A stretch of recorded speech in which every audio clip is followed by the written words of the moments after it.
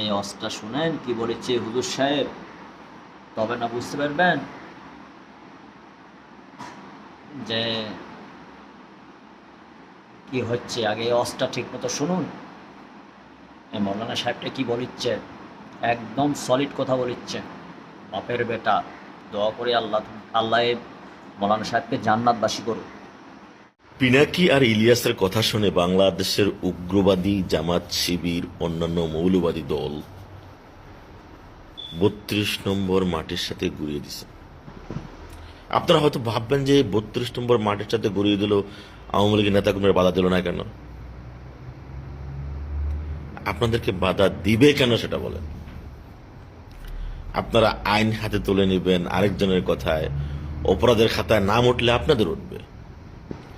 পৃথিবীর এমন কোনো আদালত নাই যে আদালতে আপনি প্রমাণ করতে পারবেন ৩২ নম্বর বাড়ি ভাঙ্গা আপনার জন্য বৈধ ছিল। ৩২ নম্বর বাড়ি ভাঙতে যে সমস্ত লোক সেখানে গেছে, যারা উদ্বুদ্ধ করছে, যে দলের কর্মী সহযোগিতা করছে, দল সহকারে, দলের নেতা সহকারে, দল এবং কি পরমর্যাদা সহকারে সবাই অপরাধী। তো একটা বাড়ি হয়তো আপনাদের কাছে কিছু নাও হতে পারে, আওয়ামী লীগের কাছে এটা অনেক কিছু ছিল। আপনি তো শুধু একটা বাড়ি ভাঙার চিন্তা করছেন, আপনি তার পেছনের গল্পটা কেন দেখলেন না? একটা বাড়ি ভাঙতে কতগুলা লোক লাগবে, এই লোকগুলার ভবিষ্যৎ কি, এই লোকগুলা কি মানে এই অবস্থানে থাকতে পারবে আজীবন? আপনি কেন সেটা চিন্তা করলেন না? ইউটিউব চ্যানেলে, ফেসবুক চ্যানেলে, টেলিফোনে বসে বসে আপনি বোল্ডোজার ঠিক করে দিলেন।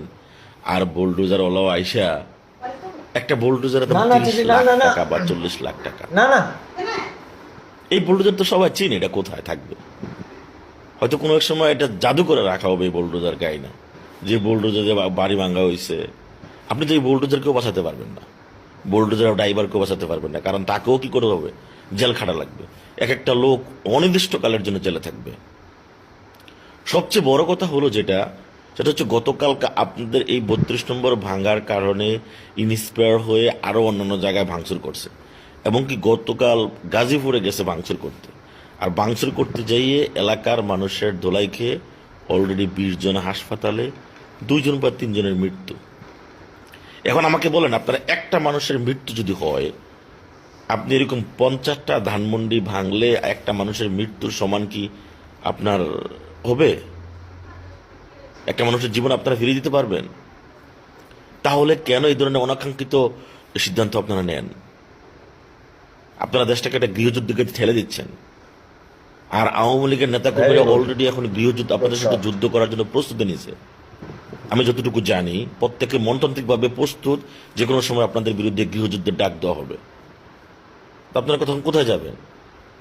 কারণ আওয়ামী লীগ সরকারে থাকলে তখন তাদের একটা দায়িত্ববোধ থাকে, দেশের প্রতি একটা মায়া থাকে, দেশের মানুষের প্রতি দায়িত্ববোধ থাকে, দেশের সম্পদের প্রতি দায়িত্ববোধ থাকে। কিন্তু যখন তারা বিরোধী দলে থাকবে, বা কোনো বিরোধী দলেও না, সরকারেও না, যখন তৃতীয় একটা অবস্থানে থাকবে, তখন আওয়ামী লীগ কতটা ভয়ঙ্কর হতে পারে আপনার ৭১ দিকে একটু খেয়াল করে দেখেন। ৭১ কি হয়েছিল? আপনারা ৯০-এর গণ-অভ্যুত্থানের দিকে খেয়াল করে দেখেন কি হয়েছিল। আপনারা ৯৬-এর আগে অবস্থা দেখেন, আওয়ামী লীগের অবস্থা কি ছিল। আপনারা ২০০৬-এর ৫-৬-এর অবস্থা দেখেন, আওয়ামী লীগের কতটুকু ভয়ঙ্কর ছিল। আওয়ামী লীগকে তো আপনারা সে জায়গায় জোর করে ঠেলে দিচ্ছেন। আওয়ামী লীগের সাথে আপনারা রাজনীতি করবেন সহিংসতা, ধৈর্য এবং কি কৌশলী হয়ে।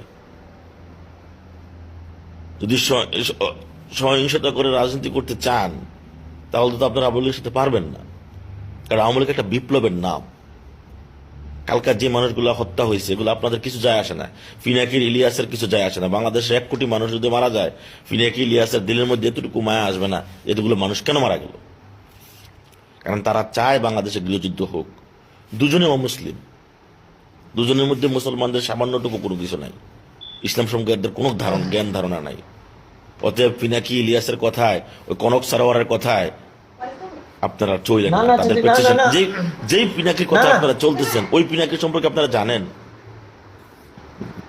ওই পিনাকি বাংলাদেশের একটা ওষুধ শিল্পের চাকরি করত, পরিচালক ছিল তিনি। সেই কোম্পানি থেকে একটা জ্বরের ওষুধ বের করে ওই জ্বরের ওষুধ দ্বারা 108 জন মানুষ মারা যায়। ওই জ্বরের ওষুধ খায় 108 জন মানুষ মারা যায়, ওই পিনাকির কোম্পানির ওষুধ।